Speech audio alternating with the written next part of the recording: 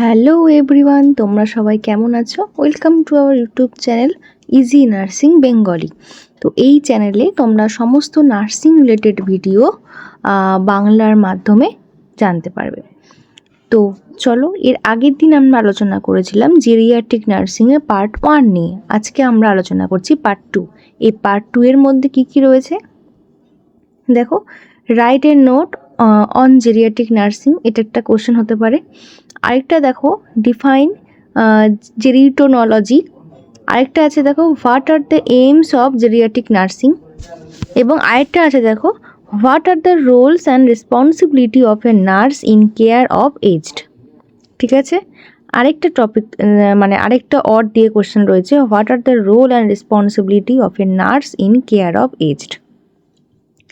তো এই এতগুলো কোশ্চেনের অ্যান্সার শর্ট ফর্মে আমরা আলোচনা করব আজকে। তো ফার্স্ট অফ আমরা আলোচনা করে নিচ্ছি জেরিয়াট্রিক নার্সিং কী।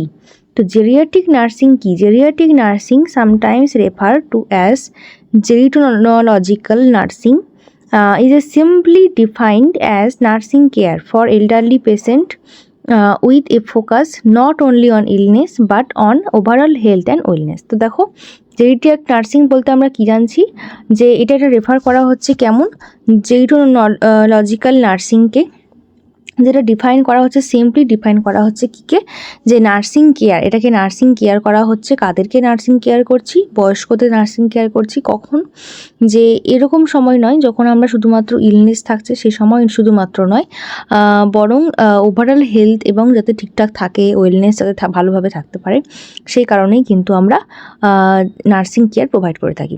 আচ্ছা, জেরিটোলজি বলতে আমরা কি জানছি? Gerontology is the study of physical aspects of age.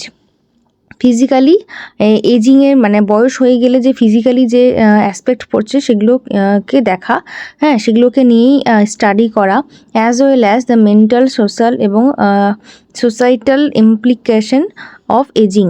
তো শুধুমাত্র ফিজিক্যালি নয়, as well as mentally, socially এবং সোসাইটিক্যাল, ঠিক আছে, সেসব নিয়েও কিন্তু ইমপ্লিকেশন স্টাডি করাটাকেই বলা হচ্ছে জেরোনোটোলজিক্যালি, ঠিক আছে, জেরোনোলজি।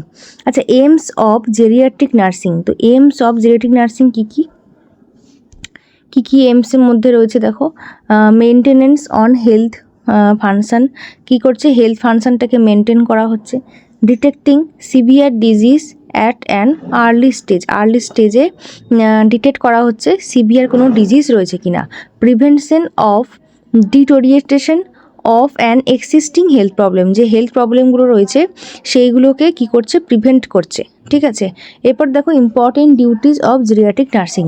আচ্ছা, একজন জেরিয়াট্রিক নার্সের কী ইম্পর্টেন্ট ডিউটি চলাকালীন তাদের কী ইম্পর্টেন্ট ডিউটি রয়েছে, সেগুলো কী মেনটেন করতে হয় ওদেরকে অ্যাকচুয়ালি, সেগুলো দেখে নাও। Assessment includes physical and mental health. তাহলে কী বলছে? মেন্টালি এবং ফিজিক্যালি এবং মেন্টালি হেলথ অ্যাসেস করা। Measuring and record vital signs. তাহলে কী বলছে? ভাইটাল সাইন্সগুলোকে কী করছে? মেজার করছে এবং রেকর্ড করছে।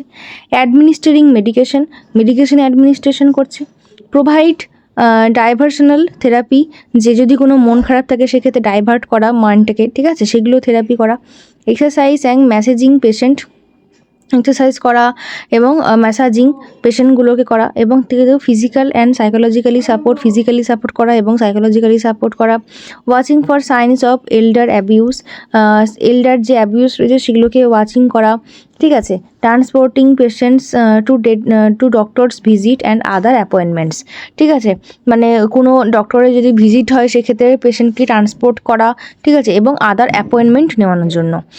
Helping patients with their daily needs such as bathing, dressing and using the bathroom. তারা কী করছে? পেশেন্টকে ডিউটি চলাকালীন তাদেরকে পেশেন্টকে কী করছে? ডেইলি নিডস যেগুলো দরকার, বাথিং করা বা ড্রেসিং চেঞ্জ করা, ঠিক আছে, বা বাথরুম যাওয়া, এসব কিন্তু হেল্প করতে হবে অ্যাজ এ নার্স। আচ্ছা, role of nurse in geriatric care. আমরা তো ডিউটি চলাকালীন আমরা কী ইম্পর্টেন্ট ডিউটিস থাকছে জেরিয়াট্রিক নার্সের। আজকে আলোচনা করছি কি? Role of nurse. এর আগে আলোচনা করলাম কি ইম্পর্টেন্ট ডিউটিস, এখন আলোচনা করছি রোল অফ নার্সের একটা রোল কি অ্যাজ এ জেরিয়াট্রিক কেয়ারে। আচ্ছা, complete or partial physically care, তাহলে কি বলছে ফিজিক্যাল কেয়ার করতে হবে কমপ্লিটভাবে বা পার্সিয়ালি।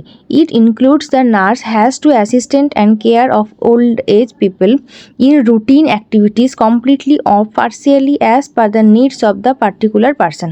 ওকে, আচ্ছা, সাইকোলজিক্যালি কেয়ার কী করতে হবে, nurses play very vital role in the assistants care old age people about physiologically aspects including support and make them express their feeling and support them in a better way। তাহলে এখন কি বলছে দেখো, psychologically care বলতে কি বলছে যে প্রথমে তাকে যে ওল্ড এজ পিপলগুলোকে কী করতে হবে, সাইকোলজিক্যালি অ্যাসপেক্ট মানে যেগুলো তোমার সাইকোলজিক্যালি সাপোর্ট দিবে সেগুলোকে দেখতে হবে, ঠিক আছে, এবার সাপোর্ট করতে হবে এবং যারা তারা যাতে কী করে তাদের ফিলিং যাতে এক্সপ্রেস করতে পারে, তাদের মনে কি চলছে সেটা যাতে এক্সপ্রেস করে, তাদেরকে শেয়ার করে, ঠিক আছে, সেই সব কিন্তু সেইভাবেই কিন্তু বিহেভিয়ার করতে হবে একজন জেরিয়াট্রিক পার্সনের কাছে, এবং সাপোর্ট করতে হবে যাতে তারা বেটার ওয়ে খুঁজে পায়, ঠিক আছে।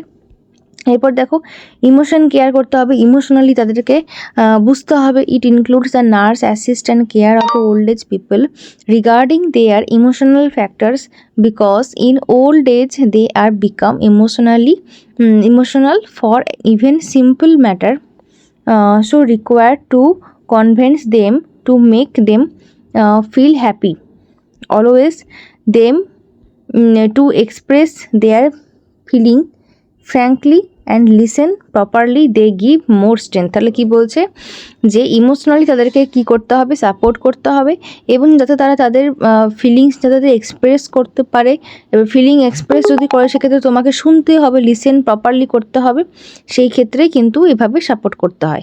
মেডিকেলি কেয়ার আমরা কি করব, medically care it includes the nurse assist or care of old age peoples in minor ailments management. তাহলে কি মাইনর এলমেন্টস আমাদেরকে ম্যানেজমেন্ট করতে হবে, ধরে নাও দাঁতের সমস্যা বা কানে শোনার কোনো সমস্যা, ঠিক আছে, যেরকমটা সমস্যা হয়ে গিয়ে থাকে বা চোখে কম দেখা, হ্যাঁ, এইসব যে থাকে সেক্ষেত্রে আমাদেরকে কী করতে হবে, মেডিকেলি কেয়ার করতে হবে।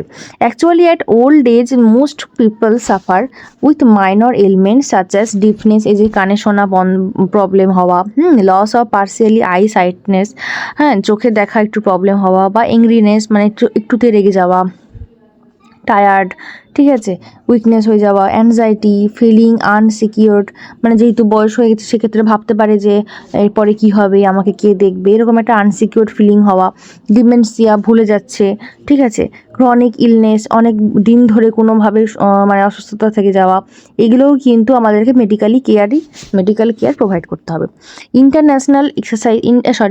এন্টারটেনমেন্ট অ্যান্ড এক্সারসাইজ, তাহলে কী করতে হবে, এক্সারসাইজ করতে হবে বা এন্টারটেনমেন্ট করতে হবে। কীভাবে করবো আমরা, nurses also assist the entertainment for the patient and is an important part of life to keep them happy and diverts their mind from unhappiness to happiness, more pain to less, anxiety to relax। তাহলে কি বুঝতে পারলে কি বলতে চাইছে, এটাই বলতে চাইছে নার্সেস কি করছে, একজন নার্সের শুধুমাত্র মেডিকেলি কেয়ার বা ইমোশনালি কেয়ার বা সাইকোলজিক্যালি কেয়ার ফিজিক্যাল কেয়ার এসব দিলেও হবে না, তাদেরকে মাইন্ড সেট আপ করতে হবে ঠিকঠাক করে, এবং এই যে এন্টারটেনমেন্ট করা একটা পেশেন্টকে জন্য সেটা কিন্তু খুবই ইম্পর্টেন্ট পার্ট অফ লাইফ।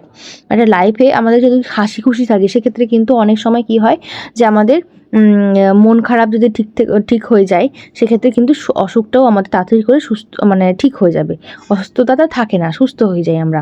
সেক্ষেত্রে কি বলছে, এমনভাবে তাদের সাথে মিশতে হবে, ঠিক আছে, তাদেরকে পেশেন্টগুলোকে হ্যাপি থাকতে হবে এবং তাদের মাইন্ডটাকে ডাইভার্ট করতে হবে কী থেকে, যে আনহ্যাপি থেকে হ্যাপি, ঠিক আছে, এবং মোর পেইন টু লেস মানে যদি ব্যথা হয়ে থাকে সেক্ষেত্রে এমনভাবে কথা বলতে হবে যে কি না ব্যথা তোমার পাইনি, ব্যথা একটু কমে যাবে একটু, এরকমভাবে মানে মাইন্ডটাকে ডাইভার্ট করিয়ে যাতে কমে যায়। এবং যদি কোনো জিনিসে ভয় পায় সেক্ষেত্রে এমনভাবে কথা বলতে হবে যাতে ভয়টা না পায়, যাতে রিল্যাক্স ফিল করে, এইভাবেই কিন্তু সাপোর্ট করতে হবে।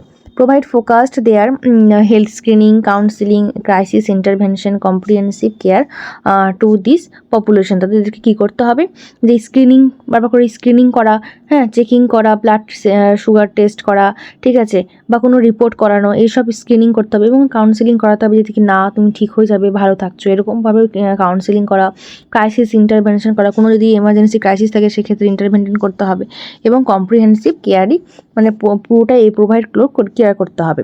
They serve as important advocates in directing appropriate utilization the resources and making referrals that promote continuity of care geared to the needs of older adults। তাহলে কি বলছে, যে যেগুলো আমরা করতে পারবো সেটা তো করে দিব, এরপরে আমাদেরকে কিন্তু রেফার করে নিতে হবে, রেফারেল সিস্টেম যদি থাকে যে আমরা রেফার করে নেব, ঠিক আছে।